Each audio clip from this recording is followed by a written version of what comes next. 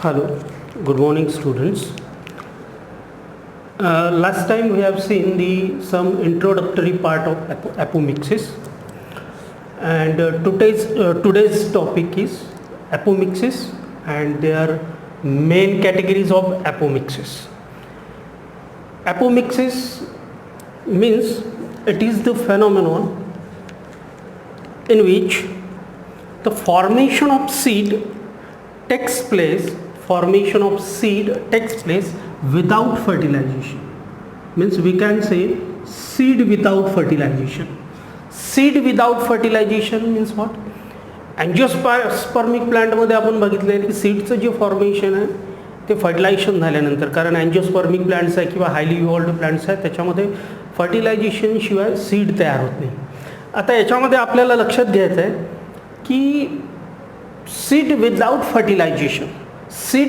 Fertilisation म्हणजे काय की त्या फर्टिलायझेशनमध्ये असणाऱ्या दोन इम्पॉर्टंट स्टेप्स जे आहे म्हणजेच काय याच्यामध्ये सेक्शुअल रिप्रोडक्शनमधलं एक मिओसिस आणि सिनगॅमी याच्यामध्ये होणार.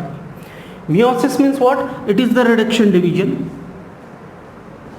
क्रोमोझोमचं रिडक्शन होतं या ठिकाणी, क्रोमोझोम रिड्यूस केले जातात. Diploid condition is converted into haploid one. Syngamy म्हणजे काय? Syngamy means it is the fusion of male and female gamete. That is a syngamy. Union of male and female gamete means syngamy. तर sexual रिप्रोडक्शनमध्ये ह्या important जे events आहेत meiosis आणि सिनगॅमी या ॲपोमिक्सिसमध्ये होत नाही. तर ॲपोमिक्सिस असा एक फेनॉमेनॉन आहे, सीडचं फॉर्मेशन तर होतं, सीड तयार होतं बट विदाउट फर्टिलायझेशन, और the formation of embryo takes place without fertilisation. आता एम्ब्रियो जे आहे हे कशाच्या आत असते? सीडच्या आत असते, बरोबर आहे. म्हणजेच काय? Formation of seed without fertilisation और the formation of embryo without fertilization is called as apomixis and it is asexual method of reproduction. Asexual याच्यासाठी म्हणायचं कारण या ॲपोमिक्सिसमध्ये असेक्शुअल मेथड याच्यासाठी म्हणायचं कारण या ॲपोमिक्सिसमध्ये there is no formation of gametes and there is no formation of gametes and there is no union of gametes. That's why it is a asexual method of reproduction without formation of gametes. ठीक आहे, म्हणजे गमेट्सचं formation होणार नाही, fusion पण होणार नाही, म्हणजेच fertilisation होणार नाही.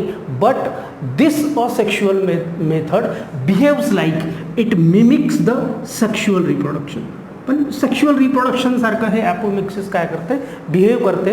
सेक्शुअल रिप्रोडक्शनमध्ये असणाऱ्या इम्पॉर्टंट इव्हेंट जे आहे ते होणार नाही. मिओसिस होणार नाही, याच्यामध्ये सिनगॅमी होणार नाही. मिओसिस होणार नाही म्हणजे रिडक्शन डिव्हिजन होणार नाही. सिनगॅमी होणार नाही म्हणजेच काय? फर्टिलायझेशन होणार नाही. आणि याच्यामध्ये काय होतं? ॲपोमिक्सिसमध्ये दॅट एम्ब्रिओ डेव्हलप्स. एम्ब्रिओ तर डेव्हलप होतं. कुठं डेव्हलप होतं? That develops in ovule and finally this ovule transform into seed but without fertilization. Ovule is converted into seed without fertilization. This particular mechanism is called as apomixis. ठीक आहे. तर आता बघा याच्यामध्ये ॲपोमिक्सिसमध्ये बघा in apomixis when gametophytic organ or gametophytic cell. आता आपल्याला माहिती आहे gametophyte means what? It is the structure, gamete producing structure, त्याला गमिटोफाइट म्हणायचं. दिस गमिटोफिटिक ऑर्गन और gametophytic cell gives rise to embryo. म्हणजेच काय होतं? Gametophytic cell gives rise to embryo without fertilization is called as apogamy. या मेकॅनिझमला म्हणायचं apogamy. Means when in apomixis when gametophytic organ or gametophytic cell gives rise to or results into embryo without fertilization is called as apogamy. आता बघा ॲपोगॅमीचा अर्थ काय होतो? Apogamy means it is the phenomenon in which the gametophyte develops into sporophyte. गमिटोफाईटचं conversion कशामध्ये होतं? स्पोरोफाईटमध्ये होतं. ठीक आहे. तर आता बघा याला apogamy means what? Apogamy means that is the particular phenomenon in which gametophytic structure is developed into sporophytic structure. Means this sporophyte arise from गॅमिटोफाईट. कशापासून तयार झालेला आहे? गॅमिटोफाईट. तर पर्टिक्युलर या फेनॉमेनॉनला काय म्हणायचं? ॲपोगॅमी म्हणायचं. तर apogamy means it is the type of amphimixis which takes place without fertilization. Apogamy याचा अर्थ होतो आहे की there is no formation of gametes and no union of gametes. Okay, that's why it is called as apogamy. That apogamy takes place without fertilization, and good example of apogamy is holy form. ठीक आहे. तर या ठिकाणी ॲपोगॅमीमध्ये काय होतं? Gametophytic structure develops into sporophytic structure. म्हणजे याच्यामध्ये काय झालं की गमिटोफिटिक ऑर्गन जो आहे किंवा gametophytic cell it gives rise to sporophytic structure which develops into sporophytic structure which develops into embryo, and that embryo have developed from without fertilization. Okay. Second condition is that when diploid sporophyte cell,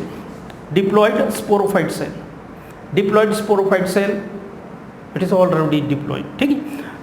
This diploid sporophytic cell gives rise to diploid gametophyte.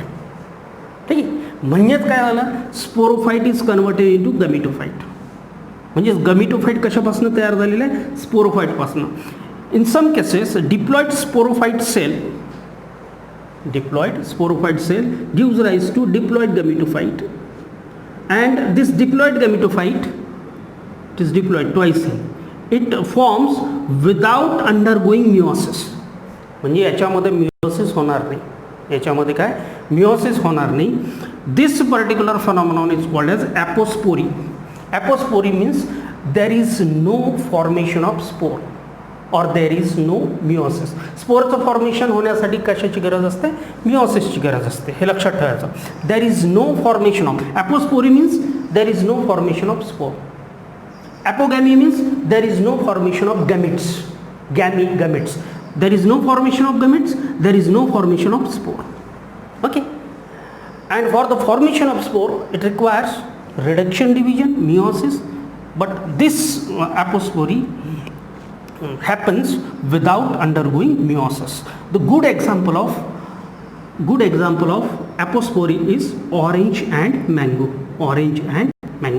Here sporophyte, diploid sporophyte cell is converted into means it gives rise to diploid gametophytic structure. Diploid gametophytic structure means that is the diploid gametophytic structure means that is the it results into diploid gametophytic structure results into embryo, and this finally this embryo turns into seed that remains inside the seed.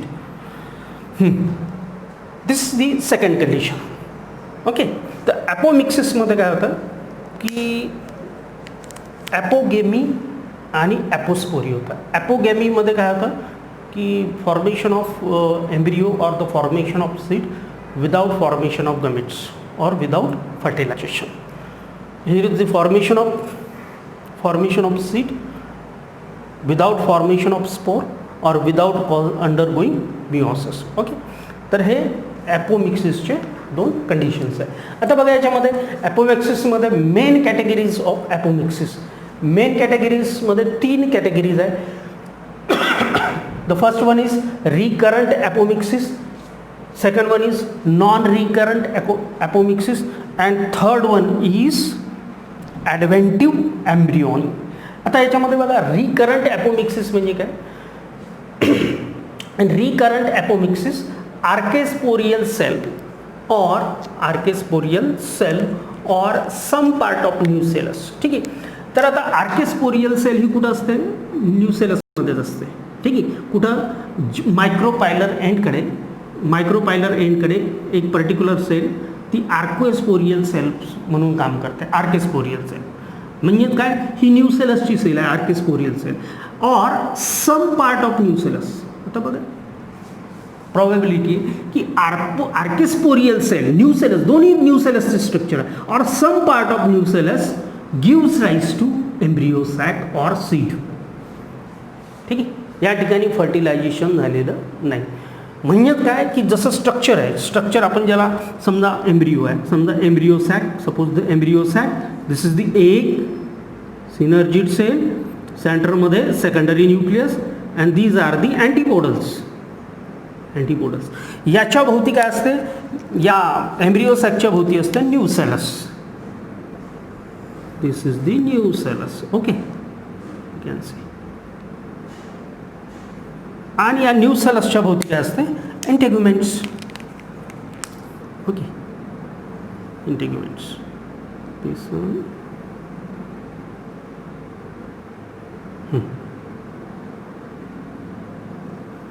outer integument and inner integument. Okay, this is the anatropos-ovule. आता याच्यामध्ये बघा, आर्केस्पोरियल sale जी आहे ही मायक्रोपायलर एंडकडे. आता बघा, ह्या सगळ्या ज्या सेल आहे या ठिकाणी जे सगळ्या न्यूसेलसच्या ज्या सेल्स आहे, तर या न्यूसेलसच्या सेलमधली एखादी सेल ही आर्केस्पोरियल सेल म्हणून काम करते. ठीक आहे, म्हणजे ती आर्किस्पोरियल सेल या ठिकाणी असू शकते, आर्किस्पोरियल सेल. ठीक आहे, तर याच्यामध्ये एम्ब्रिओ सॅक असेल किंवा या न्यूसेलसमध्ये. आता आपण एम्ब्रिओ सॅक कन्सिडर करत नाही, आपण करत आहोत फक्त न्यूसेलस. ठीक आहे, त्या हा जो न्यूसेलस पार्ट जो आहे, या न्यूसेलसमध्येच एम्ब्रिओ सॅकचं डेव्हलपमेंट होते. ठीक आहे, तर या ठिकाणी suppose consider this is the whole nucellus, आणि या न्यूसेलसमध्ये एखादी सेल, ठीक आहे, आर्केस्पोरियल सेल म्हणून काम करते, पण ती न्यूसेलर सेल आहे. किंवा न्यूसेलसचे काही part, this is the archesporial cell. ठीक आहे, तर आर्केस्पोरियल सेल और some part of nucellus gives rise to embryo sac और सीड. ठीक आहे, पहिली पॉसिबिलिटी. दुसरं म्हणजेच काय की diploid megaspore mother cell. Diploid megaspore mother cell कुठं असते, ती पण डिप्लॉइड मेगास्पोर मदर सेल कुठं असते, या मायक्रोपायलर एंडकडे असते.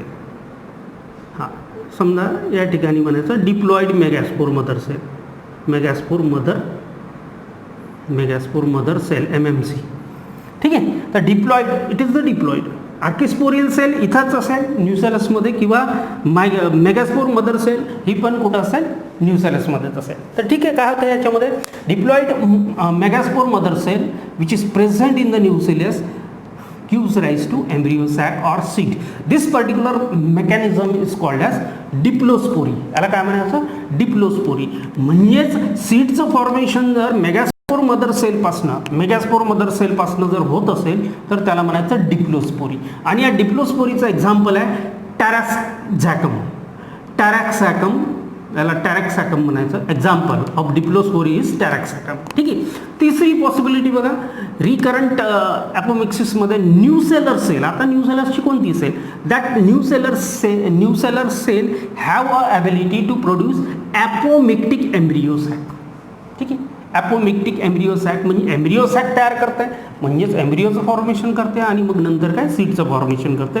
त्याला काय म्हणायचं, ॲपोस्पोरी. काय म्हणायचं त्याला, ॲपोस्पोरी. ठीक आहे, तर हा प्रकार जो आहे न्यूसेलर सेलपासून ॲपोमिटिक एम्ब्रिओ सॅक तयार झालेला. ठीक आहे, तर हा पहिला जो कॅटेगरी आहे, ही कॅटेगरी रिकरंट ॲपोमिक्सिस. या ठिकाणी सीड वेगवेगळ्या पद्धतीने तयार होऊ शकतं, किंवा एम्ब्रिओ सॅक ज्याला म्हणू आपण, किंवा एम्ब्रिओ ज्याला म्हणायचं, ते वेगवेगळ्या पद्धतीनं तयार होते विदाऊट फर्टिलायझेशन.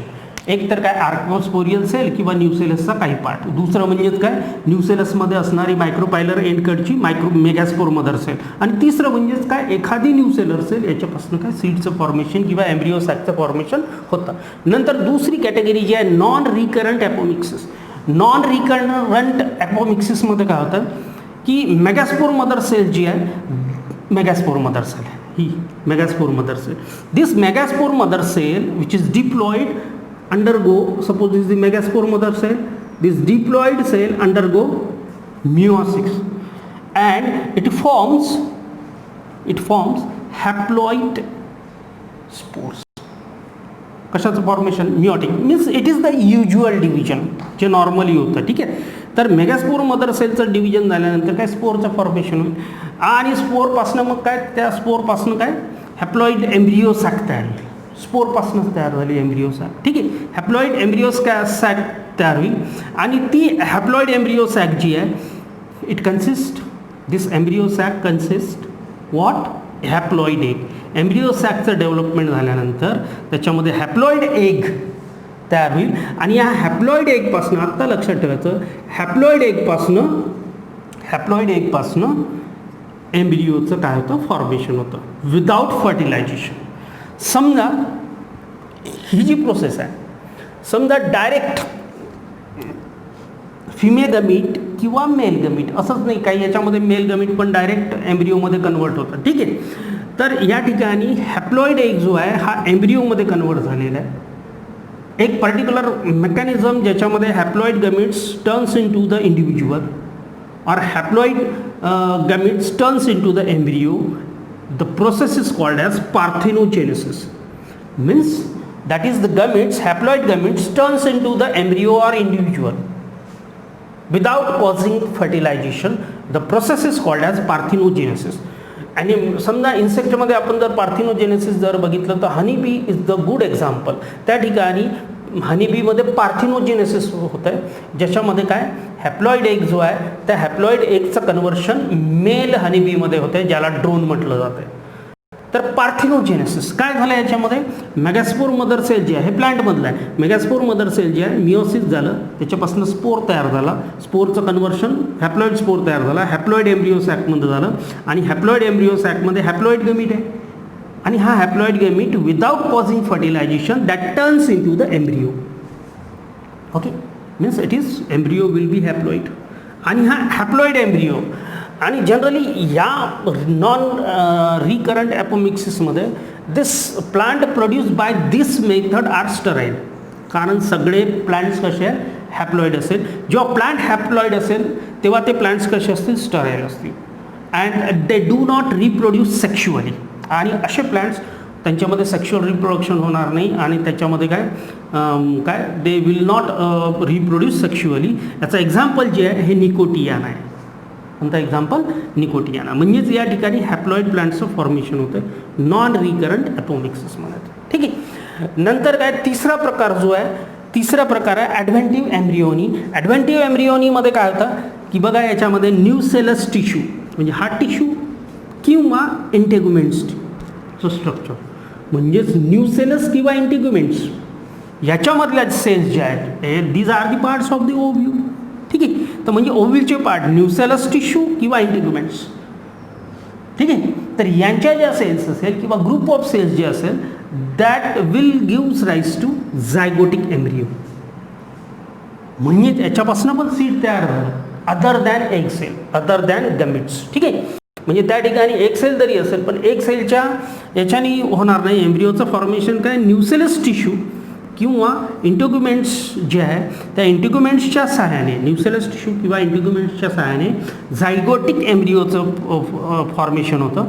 म्हणजेच काय सीडचं फॉर्मेशन होतं. ठीक आहे, तर असे जे ज्याला काय म्हणू आपण अशा पद्धतीने जर सीड तयार होत असेल न्यूसेलस टिश्यूपासून किंवा इंटेग्युमेंट्स टिश्यूपासून, ठीक आहे, तर या प्रकाराला म्हणायचं ॲडव्हेंटिव्ह एम्ब्रिओनी म्हणायचं. काय म्हणायचं त्याला, ॲडव्हेंटिव्ह एम्ब्रिओनी. आणि याचे एक्झाम्पल्स जर आहे बघितले आपण तर हे ॲडव्हेंटिव्ह एम्ब्रिओनी जे आहे हे कोणत्या प्लांट्समध्ये होतं, मँगोमध्ये, लेमनमध्ये आणि ऑरेंजमध्ये होतं. ठीक आहे, तर हा ॲपोमिक्सिस जो ज्याला काय म्हणू आपण ॲपोमिक्सिस फेनॉमेनॉन जो आहे, तर या ॲपोमिक्सिस फेनॉमेनॉनचं सिग्निफिकन्स काय, याचं इम्पॉर्टन्स काय, तर इम्पॉर्टन्स एका ओळीमध्ये सगळ्यात खाली लिहिलेलं आहे. Genetically identical plants are produce effectively and more rapidly by this method. Genetically identical plants are produce effectively and more rapidly by this method, that is the apomixis. This is regarding the topic apomixis and their main categories of apomixis. Okay, we'll see the next topic next time. Till then, goodbye.